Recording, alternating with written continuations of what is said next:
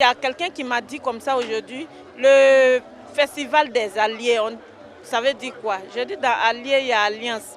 Ça me laissait terminer mon explication. Elle dit alliance aussi en fait. Je dis si, parce qu'elles ont grandi ici, elles ne connaissent pas ce qu'on appelle alliance. Or, l'alliance, si on s'appuie tellement sur l'alliance peut nous permettre de réconcilier deux peuples en conflit.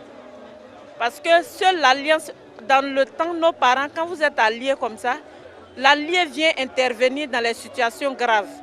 Et si on avait vraiment donné un sens à cette alliance-là, peut-être que ce pays-là pourrait être sauvé de beaucoup de choses. Mais rien n'est encore tard. Nous allons galvaniser les alliances en Côte d'Ivoire et nous allons y arriver à une paix totale et une réconciliation vraie.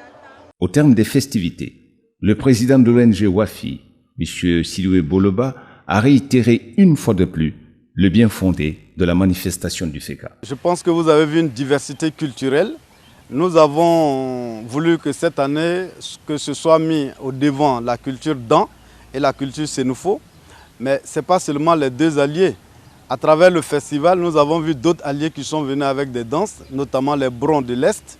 Nous avions également les Lobis et nous avons les Koyaka qui étaient présents, qui ont égayé la manifestation. Les alliances ne s'arrêtent pas en Côte d'Ivoire. Quand vous allez au Burkina, au Sénégal, au Mali, au Kenya, il y a des alliances un peu partout.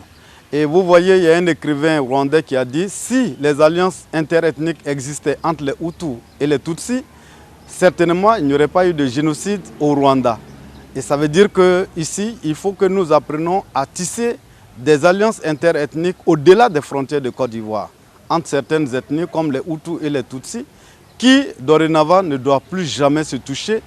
Un Hutu ne doit plus faire couler le sang d'un Tutsi et un Tutsi ne doit plus faire couler le sang d'un Hutu, comme il en est entre les Dan et les Sénoufo, les Lobis et les Sénoufo, les Agnis et les Baoulés, etc., etc.